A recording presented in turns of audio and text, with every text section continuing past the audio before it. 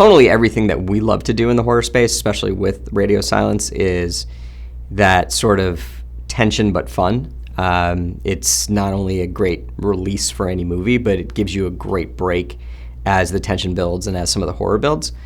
And this movie adds something even bigger on top, which is sort of a flipping a Dracula movie or a vampire movie on its head and not having the expectation, especially when the movie opens up and there's real peril for what would be a traditional trope of a movie of a young girl, and then she becomes the powerful monster that she is.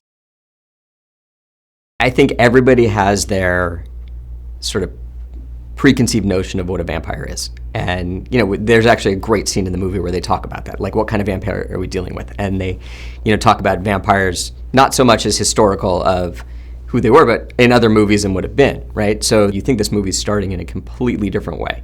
And it sort of very quickly evolves into the power of what that character is, and that everybody kind of knows and feels. And then we play with some of those tropes a little bit, and some of the typical things that you would think could stop them don't. And that's just a super fun twist on the vampire role.